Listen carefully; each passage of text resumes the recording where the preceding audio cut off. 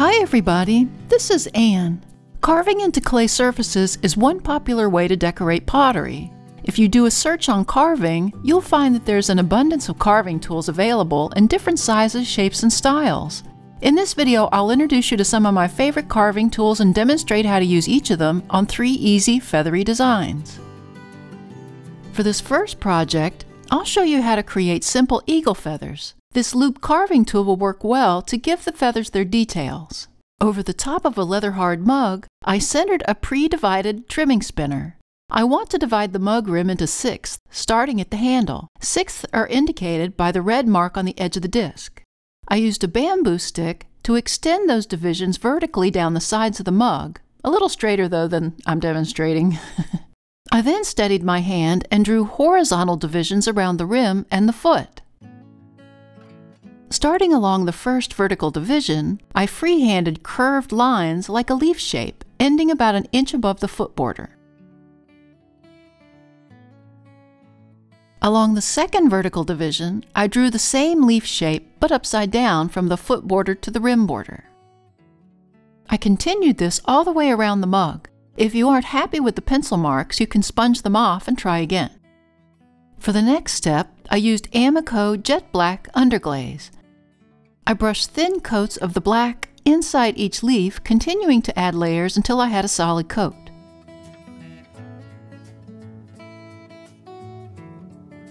I even added a small feather under the rim to complete the design.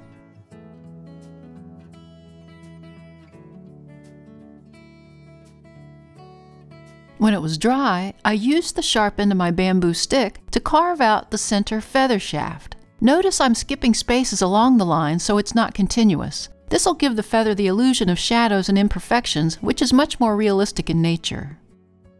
If you find that the stick is digging too deep into the clay, let the clay harden more before proceeding. To create the illusion of feather strands or barbs, I used the loop tool. I held the tool with the widest portion of the loop parallel to the shaft. Maintaining that position, I pulled the tool out and upward, curving it as I went. I turned over the mug to complete each feather side so I could maintain the same tool angle for each carved line. The tool acts like a calligraphy pen as your fingers change angles, but the tool angle remains at a constant position.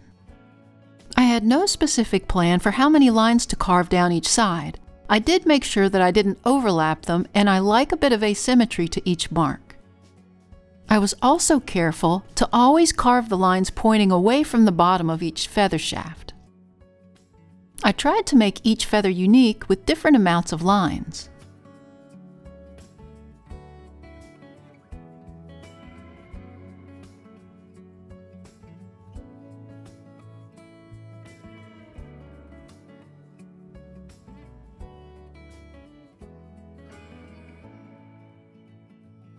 Using a small detailer fingernail brush, I painted the shafts and also painted little wispy barbs along the bottom edge.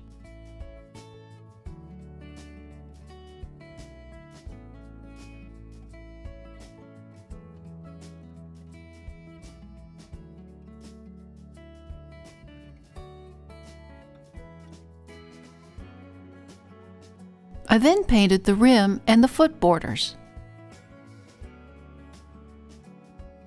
Now here's what I made earlier. I extended the inverted feathers beyond the foot border for an extra bit of interest.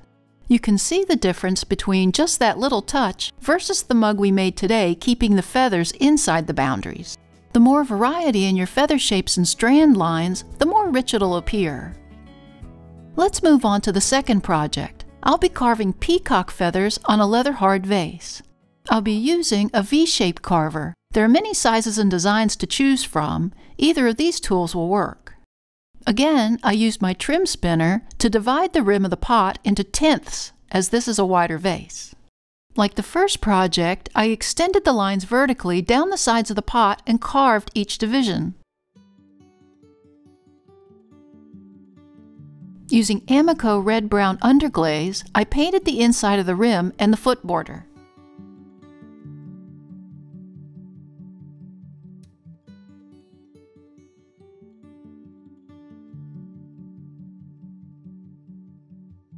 Each of the divided sections are relatively similar in size, so I cut out a piece of paper to fit that space.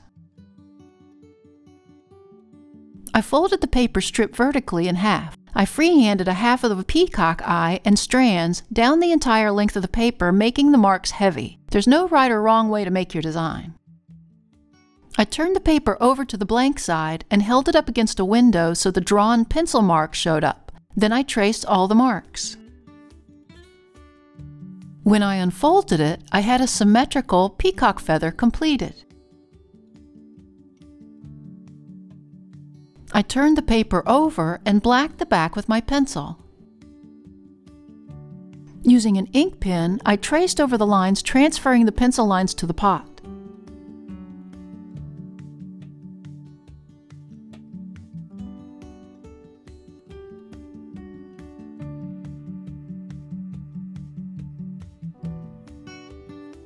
Using the sharp point of the carving tool, I carved the V lines following the pattern outlines. Again, if the tool is digging too deeply into the clay, then your pot is not stiff enough and you need to let it dry more before continuing. My carving technique is to hold the tool straight over the traced line so that when I do carve into it, I get consistent V grooves. Another good tip is to always keep some portion of your hand anchored to the pot as you carve to help steady the hand. In my case, it's the pinky.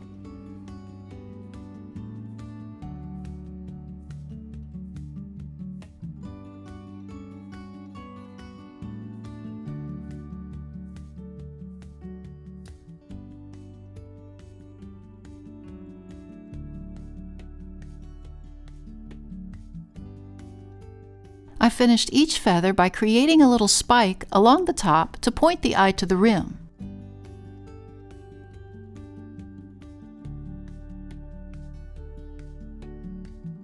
I gently brushed all the crumbs away with a soft brush. To complete the design, the grooves from the V-carver made it possible to use the mishima technique on the white clay section. I painted more underglaze over and into the grooves down the shaft and strands.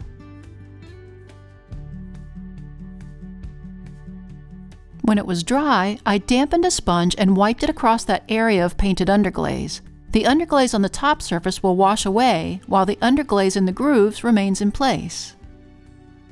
The trick to removing all the underglaze cleanly is turning the sponge to the clean side for each wipe and rinsing the sponge often so it's always picking up the unwanted underglaze.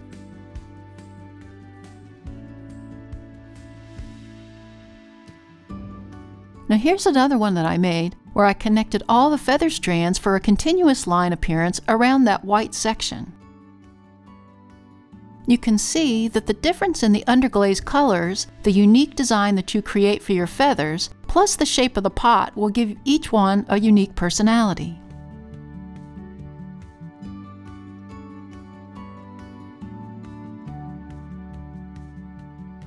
Let's do one more feather design, this time on a leather-hard closed form pot that I pushed in the side and carved out the hole so it would have sort of a feather shape itself.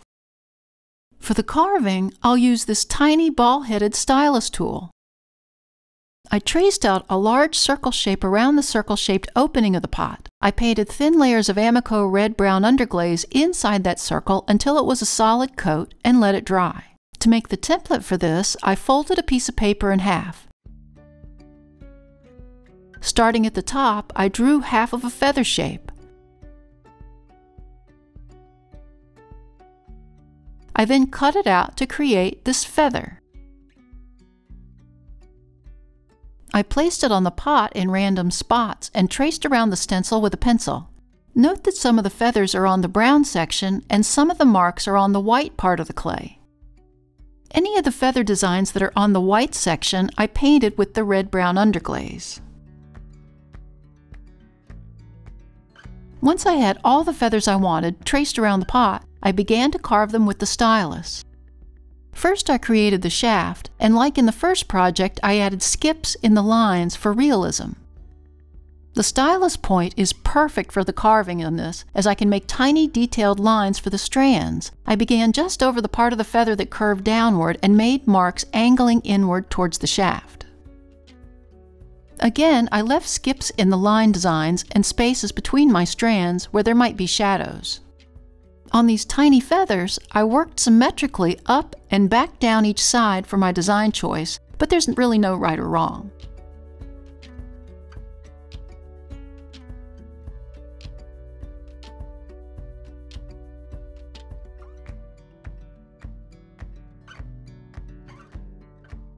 For the bottom section of the feather, I worked radially around a central point of the shaft, carving each line out and down to the tips, making sure to leave more skips for a downy appearance. The skip spaces give the feather the appearance of shading, where the light would capture strands that were on top and shadows to strands that were more bunched up and overlapping.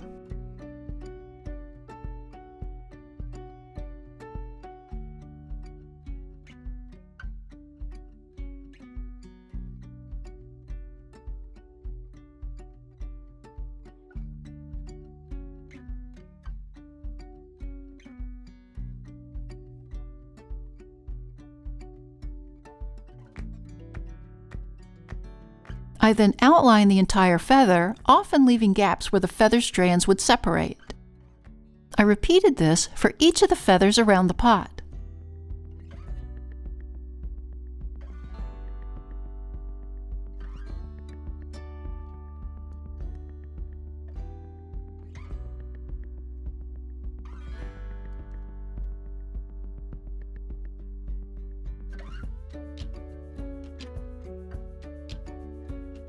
When I was finished, I went back and gave each feather a few more details along the shaft for even more shading.